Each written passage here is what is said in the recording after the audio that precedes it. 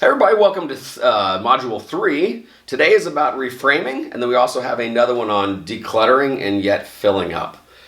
Reframing something is a really important task in the sense that a lot of times certain things are known for certain reasons. And I walked my students through this once and I said, basically reinvent this water bottle. So I just took a water bottle and said, what does its purpose? What can you do with this water bottle? And a lot of people are like, well, that's simple.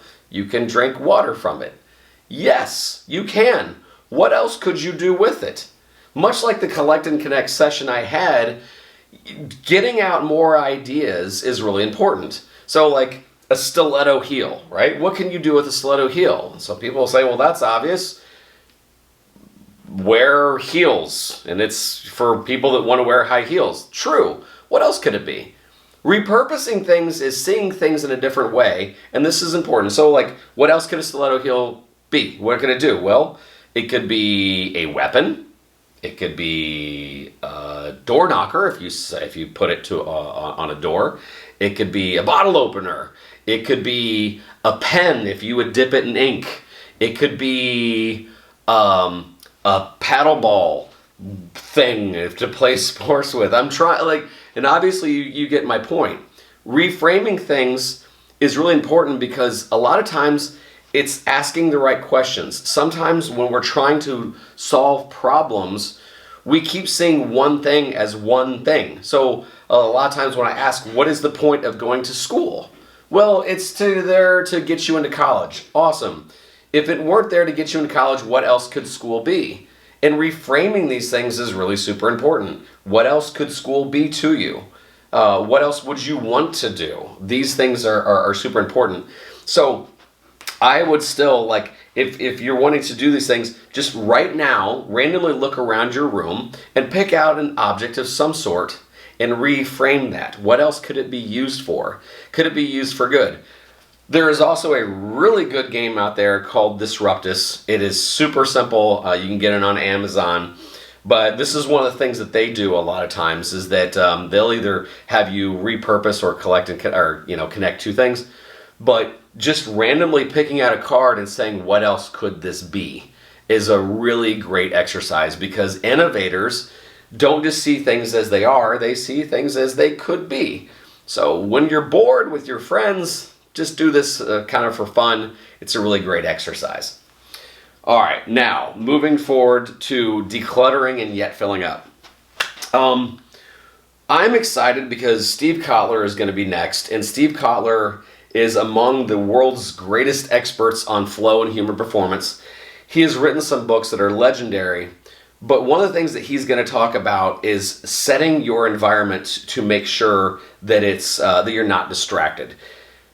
Before we get into Steve, let me just tell you on my side as a teacher, we are inundated with a lot of messages and a lot of things to clutter up our time and our mind. I know that if I wake up and the first thing I do is check out my social media, I might forget what I'm going to do that day or what I needed to do that day. So Steve's going to have a lot of information on that. But decluttering is also simplifying your life. Do you have a section at your home? Do you have a quiet space? Do you have, I remember my own daughter, she has a zone where it's not too far away from her bed because she knows that when she gets out of bed, if she puts her alarm clock away from her bed so she has to get up out of her bed, but then she has to then have a zone because she likes to read right when she gets up. Do you have a decluttered zone where you're not getting distracted by social media? You have a time. Are you focusing on a time to not have all your notifications are off? Declutter. You don't fall into that trap of the endless scroll that TikTok is known for, and you just want to declutter. The other side of this is the fill up.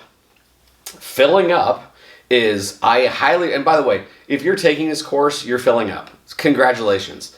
As JT talked about in Module 1, you could be spending your time filling up on binge watching things on Netflix. You could be filling up on watching other people renegade, right? Or just other things.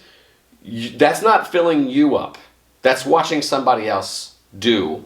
So I highly recommend, and we can start sharing in the community, what are some of our favorite podcasts, what are some of our favorite books. I'll even watch YouTube tutorials and watch people that are just successful. I think my favorite thing is reading biographies and listening to people's podcasts and stories on them and their journey to success. And as JT said in Journey 1, or in Lesson 1, them sharing what they made mistakes on is critical.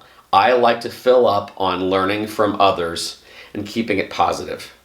If some of the people that you follow are really popular for putting other people down, that's not filling you up. That's just actually cluttering your mind with negative thoughts. So declutter, make sure you have that time to get things done. I personally love the morning. I try to get up an hour earlier, and that's when I get my most important things done, when everybody's quiet and no one's bothering me. And then my fill up is that I listen to several podcasts. I like Freakonomics. I like the Tim Ferriss podcast. So anyway, I could go on and on about how many podcasts I like, but that is my time to fill up and get advice and kind of rejuvenate myself. All right, as I said before, Stephen Kotler is, guys, this is an expert in his field. His books are legendary. I highly recommend you take a look at those. But he is an expert in flow and how it is scientifically proven to increase human performance. Take a look. All right, now we're joined with Stephen Kotler. Stephen, thank you for joining us. John, it's a pleasure to be with you, as always. As always. So let me first start off for the people that are just now discovering who Stephen Kotler is. I got to be honest with you, probably there's 3 people in my teaching career who has really, really, really impacted my classroom and my life. Abundance was great. I can't seem to get Bold off of, and yes, I still have a CD player in my car, kids. But I listened to that audiobook, which you narrate. And Bold was honestly one of the beginnings of why I wanted to start this LinkedIn group for those of you that are joining it, and really just trying to want to form some DIY communities. You talk about that in Bold, and it's wonderful. I highly recommend that book. You're also now the author and co-author with Peter Diamandis of Future's Faster Than You Think, which, by the way, Bold is also co-authored by Peter Diamandis as well. And I highly recommend that one as well, because it talks about emerging areas and some of the things that how the future is faster than you think. And ironically enough, one of our guests coming up is Nikhil from Uber Elevate, which I read about from your book. And so we got connected through you. But one of the things that you've been really, really known for is your research and looking into flow states. And I wanted to introduce the students, and I know like this is just going to be dipping your toe in the very shallowest end of the pool. But I wanted to talk to students a little bit about flow states, how you can kind of create that environment and how it might affect your performance. Cool. You want to start with the definition? Yeah. All right. So for those of you who don't know, flow, you might call it being in the zone, runner's high, play basketball, you call it being unconscious.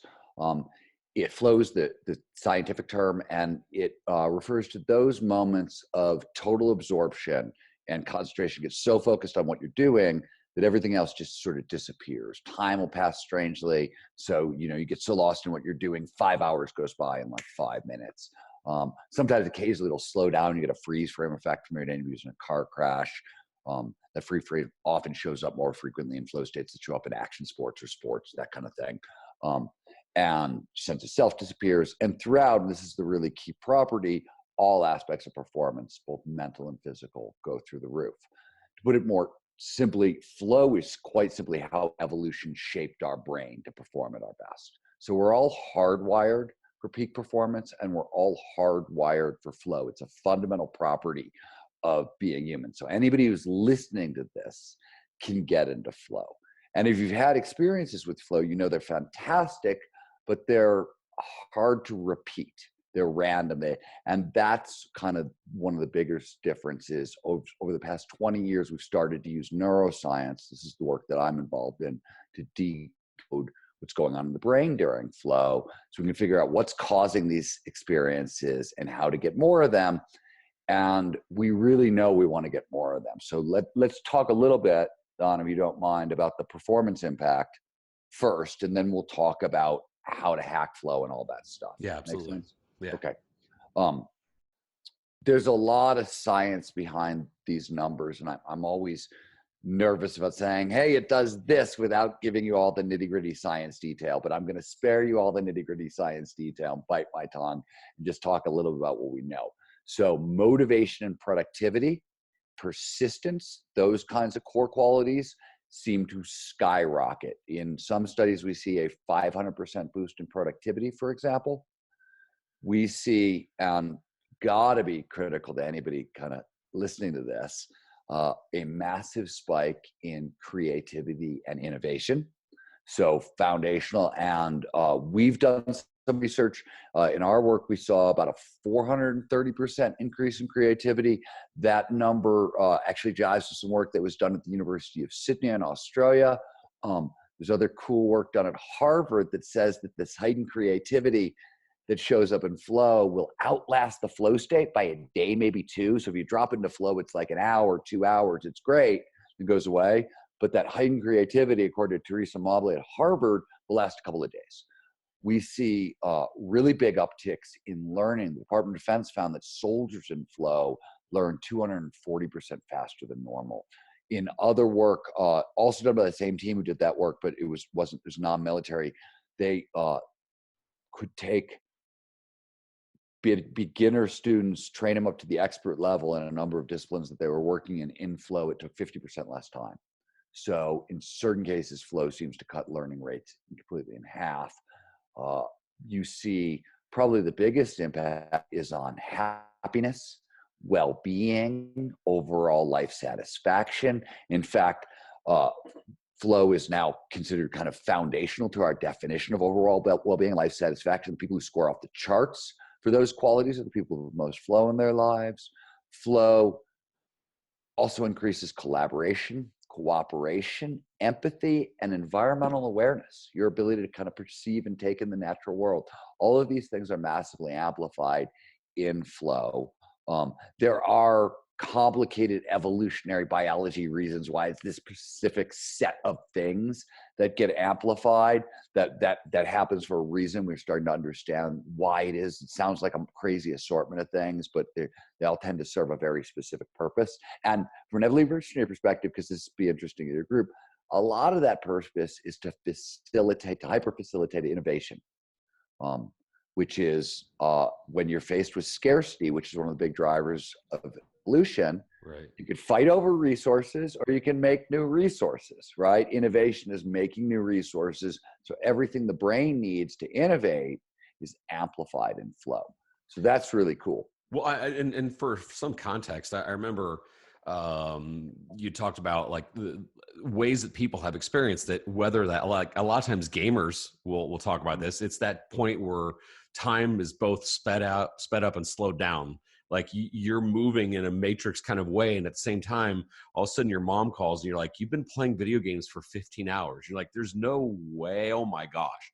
And that experience. So I think a lot of people, like when they think about those moments that you are like just unconscious, whether it's in sports or in a video game, and that feeling of euphoria. But at the same time, what you're saying is when you get done with that, you are in this zone of creativity. And what I love hearing is you're in a zone of innovation, of empathy, of like these hyper awesome state. I think that's so important. So like when you're like, this sounds crazy, I think a lot of students have experienced that they just didn't know what they were experiencing. Yeah, that's very, very well. Flow is really common. Studies show that people go to work, right? Spend just on average, 5% of their work life is spent in flow. And this is like folks who don't even notice it. And there's really common social flows. There's group flows. So there's what's known as interpersonal flow. This is, everyone who's watching this has had this. This is where you get so caught up in a discussion with your best friend that like 5 hours go by and you're like, what happened? Right. Yes. That's right. That's interpersonal flow. And flows, it's a spectrum experience, right? You can have, so psychologists, when they define flow, they say, hey, it's got 6 core characteristics, meaning 6 things it does. It sort of changes how you feel. So they know it's got complete concentration in the present moment. There's time passing strangely. It's known as time dilation. That's what they call it. time dilation, the vanishing of self, right? Self-consciousness goes away. It's another reason, by the way, creativity spikes, because our self-consciousness gets very, very quiet. That voice in your head, that inner critic, that nagging, always on defeatist voice in your head, it's always telling you you're dumb and stupid and scared, whatever. I got one too. That gets really quiet in flow. So risk taking and creativity go through the roof because you're no longer doubting all your neat ideas. That's another reason that innovation spikes in flow. I don't know where I was going with this. No, like those experiences, and we've had them. So how have these companies recreated these? Like, in some ways, you can't necessarily build a roller coaster or have a ski slope to go down and then go into group flow. Yeah, so that's a really big misnomer, and I'm probably to blame because I wrote a giant book on flow and talked about it primarily in terms of action sports. Yeah, I was So gonna say Rise of Superman was fantastic. Everybody who's read that book is absolutely convinced that flow only shows up in action sports, and sponsored by Red Bull. Yeah, sponsored by Red Bull.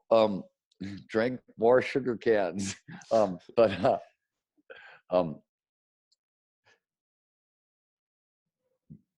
point I was trying to make is any creative activity, for sure, right? If you've ever written anything, if you've ever painted or drawn or coded, right? Software, any of that stuff, been an architect, all that, like these jobs fundamentally require flow. You can't do them without flow. Yeah. I'm a writer. I can't do my job without the state of flow. Most they like to say that coders in flow built the internet, gamers in flow built the video game industry, right? And engineers in flow built Silicon Valley. So, which is probably true. So the state shows up all over the place. It is particularly common in action sports. And here's the reason why, and this is probably the most important thing we can talk about. Flow states have triggers. You want more flow in your life. There are ways to get more flow in your life. Yeah. And there's 22 flow triggers. We're not going to talk about all of them. We're only going to talk about a couple of them. But the big idea is that flow follows focus. It only shows up when all of our attention is in the right here, right now. So that's what these triggers do. They drive attention into the present moment. I mean, they do this with fancy neurobiology. They push neurochemicals into our brain or, do other things. And that, that's what happens. But they all drive attention to the now. So if you want more flow, these triggers are sort of your toolkit. And I'll give you an example that probably everybody can relate to. Novelty is a flow trigger. So everybody here has gone on vacation, gone to a new environment, run around and got totally lost and absorbed in what they were doing, right? Travel is this great driver of flow because novelty is a driver of flow. So here's what's cool about that. And here's like the hack that, especially for students, it's really kind of useful in this one. So when the brain encounters novelty, it gets more dopamine. Dopamine is one of these neurochemicals that drive flow. It's a feel-good neurochemical, but neurochemicals are multi-tools. They do a lot of different jobs in the brain. So dopamine increases focus. It also enhances creativity. It does a bunch of other stuff. Makes you feel really happy and excited. But how memory works in the brain is the more neurochemicals that show up during an experience, better chance we're going to save that experience for later. So with dopamine in your system, with novelty, not only you have a better chance of being in flow, you have a better chance of remembering what you learned in flow. So whenever I have to read a textbook, and I read tons of neuroscience textbooks, and trust me, I mean, a good textbook has sort of become like an adventure story to me, but there aren't that many great textbooks. So just like everybody else, textbooks kind of suck and they're hard to read and they're a little boring. And the information is great, but it's really hard to remember because it's not presented in a way that's very exciting. Yeah. So I take my boring textbooks to a coffee shop in parts of city where I've never been before. There's lots of novelty. I read them. the reading requires really uninterrupted concentration. So I focus, I can tune out distraction. I might go, a little white noise app on my earbuds to kind of drown out the noise, but I can, focus. And the good news is the extra novelty is going to drive me into flow a little bit more during the reading, and it's going to increase my learning rate. So it's going to make the learning easier. That's a really simple one that we see a lot.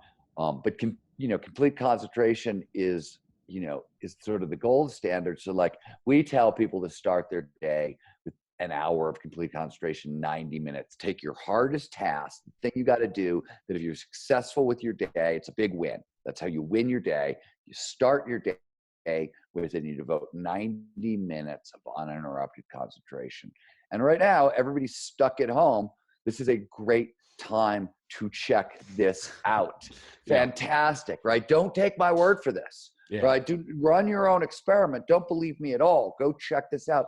But literally, and when I say 90 to 120 minutes of uninterrupted concentration, whatever it is that you're doing, this could be playing video games. You know what I mean? Just like you want to cave yourself in, cell phone off, Twitter off, messages off, everything off.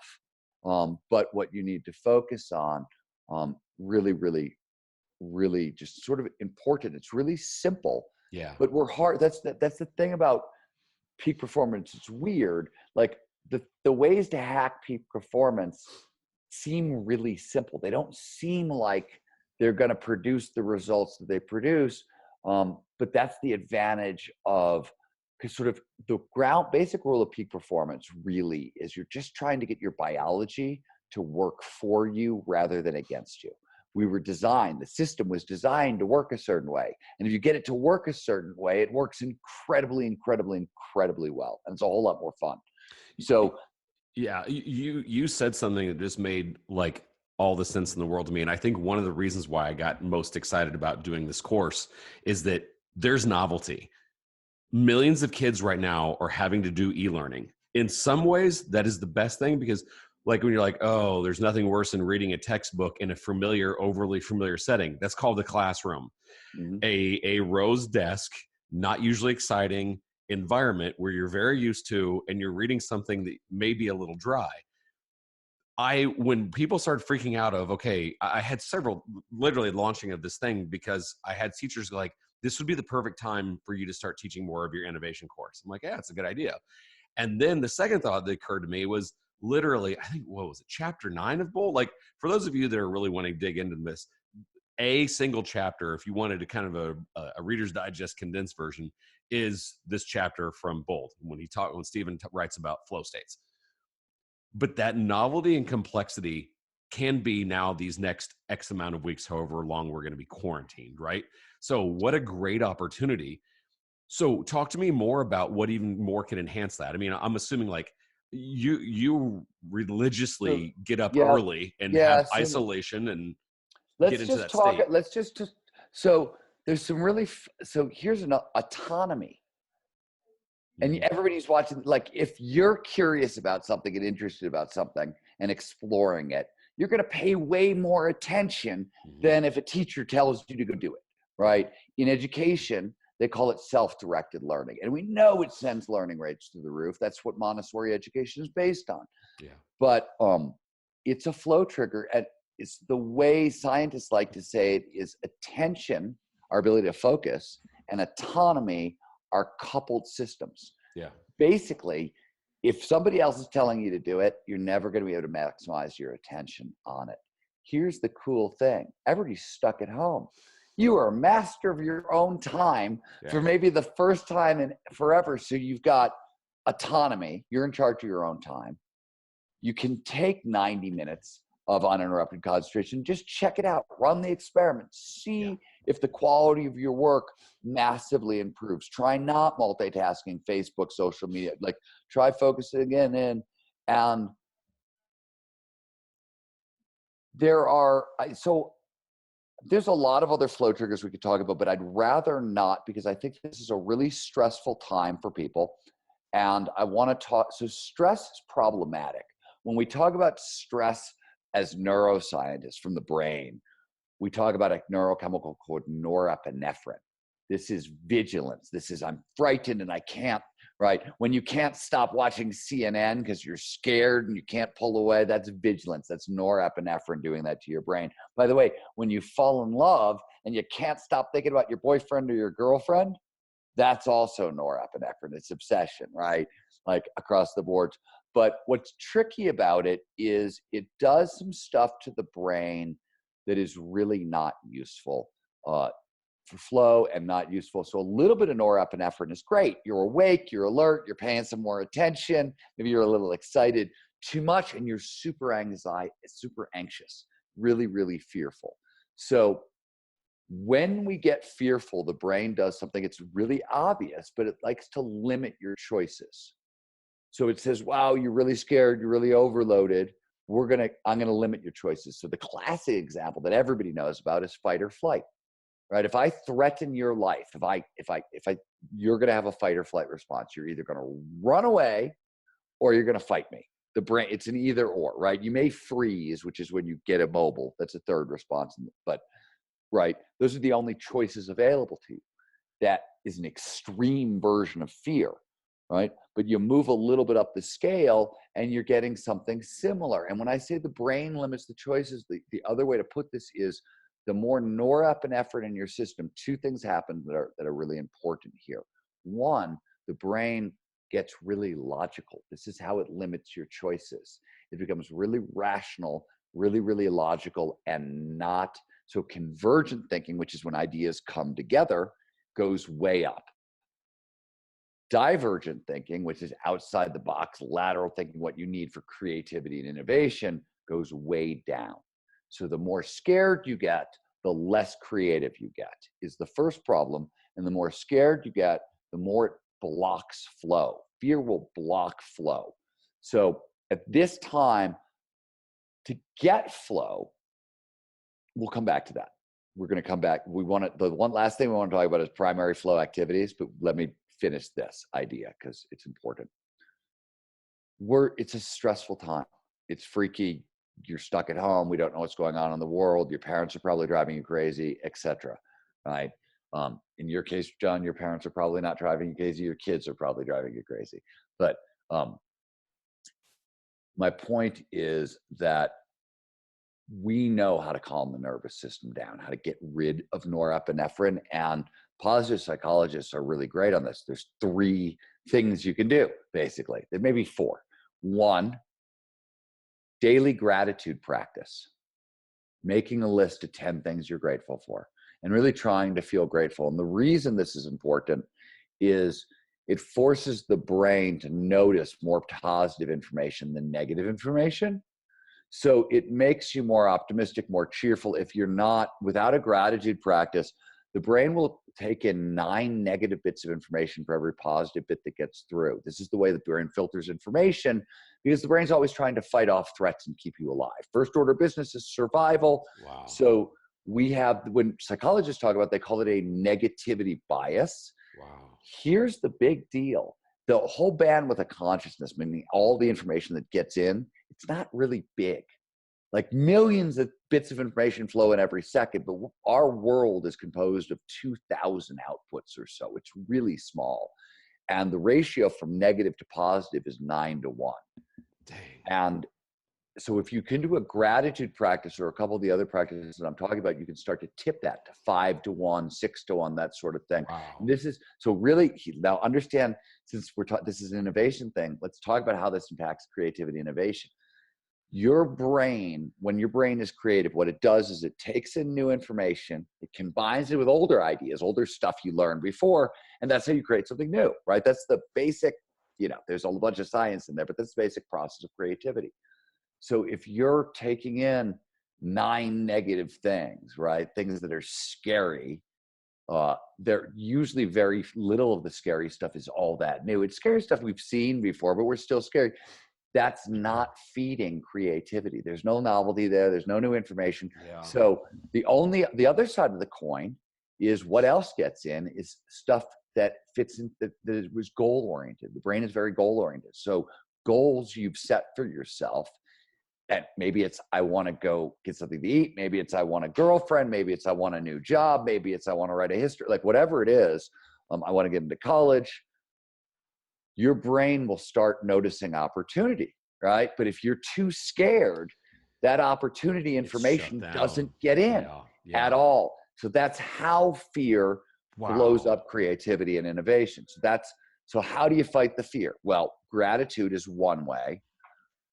Mindfulness, a breathing, a respiration practice, and mindfulness, they call it mindfulness. It's such a clumsy word, but it talks about something really important, which is mindfulness is learning to pay attention to the mind. And all you're really, what is the goal of mindfulness, of all these breathing practices and things? It's to teach your brain that, hey, you're the most effective when you are calm, not hyper reactive, et cetera, et cetera. Like that's what you're doing. You're training the brain to calm down so you can make better decisions. So you can solve problems more easily. So you can learn quicker. So you blah, blah, all the stuff we want to do. So I like, the easiest way is a 5-second inhale and a 10-second exhale. If you can't do that, do and then work your way up to 10-second inhales and 20 seconds exhales. This is a really simple. Is that box breathing? No, that's not box breathing. This is much simpler. Okay. Just 5 seconds. When your exhale is twice as long as your inhale, especially if the exhale is over 7 seconds long, you're basically activating the parasympathetic nervous system. So you have two nervous systems: sympathetic, which is your fight or flight response, and parasympathetic, which is rest and relax. So like you've eaten a big meal, you're really tired afterwards, you're just chilling. That's the parasympathetic nervous system that is making you feel that way. It's saying, hey man, you're safe. You just ate a big meal. The best thing you could do right now to help your digestion is just chill out and be mellow. So that's what happens after we eat. So you can trigger that as long as your exhales are twice as long as your inhales. So breathe in and out through your nose. Wow. And the other thing I will mention, because it's useful in this sort of time of crisis, is one of the things that I like to do, I hate mindfulness. It's really hard for me. And I've been doubling down too. So you can get real results with mindfulness with 11 minutes a day. You don't have to go crazy with this, 11 minutes a day. Yeah. I've been doing 2 20-minute sessions a day because I'm as freaked out as everybody else. And I'm using this time. I've got 2 books that I'm on deadline for. Okay. You shut the world down for a month. Great. You know what I mean? Yeah. Social isolation is my middle name.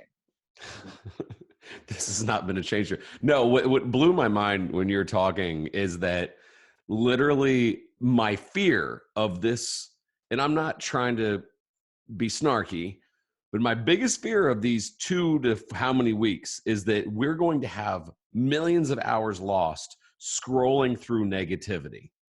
And you just told me that is the death of a lot of creativity. There's a death of a lot of innovation. So if you're just going to be looking for stuff that makes you mad. Well, and hold on one sec, because I want to tie this in and make this practical. Okay. You said I get up early. I get up at 4:00 in the morning and I write till 8 a.m. Now this, by the way, this is only because when I was starting out as a journalist, and I was so poor, and I had to take any work that came my way, and I was trying to write my books. So my editors, they were all as young as I was, and they were as poor as I was, and everybody was trying to work really hard. So they were all in New York. I was in California. They would come into their offices at 8:00 in the morning because they got in there early, and they would start calling me, and I would have to be up and have gotten my writing done before they started calling me, because the minute they asked me to take a job, I was so poor I had to take the job. So right, I like, this is not like, and then it's just become a habit. But what's great about it is the world's not awake yet, and so I want to speak to what you just said. So I have a media. Obviously I run companies. I do a lot of stuff in the world. I have to deal with the world and what's on right now. during the day, but I allow myself to do it from 10 o'clock till 5 o'clock. Yeah. And that's it, right? I have it from 5 o'clock on. It's immediate. It gets turned off. Everything gets turned off. And it, most importantly, turned off. I go to sleep. It's not lingering in my head as I'm going to sleep. I go to sleep and I wake up and I do not ever looking at your telephone, your phone before you start working. You're playing Russian roulette with your emotions. Who the hell knows who texted you and what they're going to, right? Like, and the minute your emotions start going, you've lost that great concentration that you want to bring into your work, right? Yeah, I've fallen into that. I sometimes will even forget. I'm like, wait, what was I supposed to be working on? Because something bothered me, distracted me. No, I totally agree. We've got at the Flow Research Collective, we've got a new class, like a week-long class called Distraction Disruptor, that is really like, it's everything, because it's built, it's coincidental. We've been building it for 6 months. It was going to launch yesterday for the past, like it launched yesterday. It was going to do this for the past 4 months. It's been on the schedule. We've been building it. It just so happened it's like a week-long class, and it's a lot of it, some of it is just, hey, these are the tech tools we use to manage our technology, right? Like there's a whole bunch of anti-distraction technology tools that have become available. They're great. There's some really good ones out there. We use them, and I'm really you got to be cautious with the media right now. Like all of us, like whatever it is that you believe about what's going on, it's besides the point. All I know is whatever happens when this is over, everybody wants to hit the ground running. And I also know that it takes a minimum of 2 weeks to 4 weeks to build a new habit. So peak performance is all about building new habits. So what a fantastic time to layer in a daily gratitude practice, a little mindfulness respiration session, followed by some uninterrupted concentration, hide and flow. And finally, let me say the final things I want to say, because I'm talking about uninterrupted concentration. Start your day with your hardest task. And I'm kind of referring to school, right? I'm kind of referring to whatever it is that you're working on for school. Do that. Also, so most people, and there's way more, but most people have what we like to call a primary flow activity, meaning the main thing that you do that gives you flow, and a secondary flow activity. And everybody knows their primary flow activity. For me, it's skiing. I go skiing, I'm in a flow state. I go downhill mountain biking, I'm probably at a flow state as well. So that's my primary flow activity. Most people have a primary flow activity. It could be hiking. It could be running. I like weightlifting as well. That's a good flow activity for me. Playing music, playing video, whatever. Like there's a primary flow activity. Two things are cool here. One, now is the time to double down on your primary flow activity, because one of the bonus things about flow is when you move into flow, it automatically flushes hormones out of your system. So it calms down the nervous system. So the best way to calm yourself down during this period of crisis and be able to focus on your work is to remember, take the time to enjoy your primary flow activity. If you can't go out, right? People can laugh at me, and no, nobody will ever see video of this because I'm terrible. But when I need 10 minutes of flow fun between like I've been doing neuroscience research over here and I got to go write a book over here, I will pull up a 5-minute hip hop dance class, how to do the robot, blah, blah, and I will try to learn a new hip hop dance move, right? Flowy activity, super fun. Later this afternoon, the skate park is deserted. I'm going to go take my skateboard to the skate park. 4 days ago when it snowed, and I built a little ski jump in my backyard and skied down it and tried to teach myself nose butter threes. And I'm 53 years old, right? And I'm doing this because, one, I think it's fun, but two, the flow it produces is so critical. More importantly, and this is what nobody tells people, the brain is plastic, which is to say, let me try that again. Flow is a focusing skill. It's a skill. It's a way of focusing. So if I get a lot of flow when I'm out skiing, the next time I sit down to write, I'm going to have an easier time getting into flow because the way the brain has focus is the same. The activity may be different, but the focus, so we like to say the more flow you get, the more flow you get. So literally, if video games is your flow trigger, cool. Play video games because you'll actually get more video flow when you're actually doing your homework as a result. Yeah. Your secondary flow activity, this is, for me, it's writing, right? It's usually, you try to find a way, often try to find a way to make a living in your secondary flow activity kind of thing. Like that's often, you very rarely want to make a living in your primary flow activity. And I'll give you an example. I once thought, my favorite thing to do in the world is skiing, and skiing's really flowy, and I train people to get into flow all the time. Maybe I should do a ski-based flow training. And I did one with Kristen Allmer, famous pro skier, and I hated it. I wanted to kill people. I was like, you're messing up my ski day. What are you doing? Stop talking to me. I don't want to train you. It was terrible. So secondary flow activity is often where you want to work as you get older. But this is, right, your primary, the flow you're going to get, dancing, playing music, drawing, coding, whatever it is, it's gonna flow back in. And at this point, because we're in a crisis, you want to really, really take care of yourself as much as possible. And here's the best news about all this. Whatever we know about COVID-19, we know that people who have stronger immune systems and more resiliency are doing better, right? Doesn't take much. What's the best way to boost your immune system?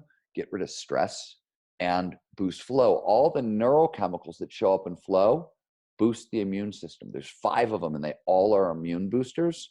So there's a lot of correlation between flow and good positive health outcomes. We see that a lot. I've had personally this one as well. But that's really common. So in a time of crisis, when we're dealing with a healthcare issue, the best thing you could do for your psyche may be one of the best things you could do for your body and your health as well. So you really want to double down on these activities: gratitude practice, mindfulness. The other thing is exercise. That's a great, like, gratitude, mindfulness, and exercise. When we train people, we tell them, do one a day.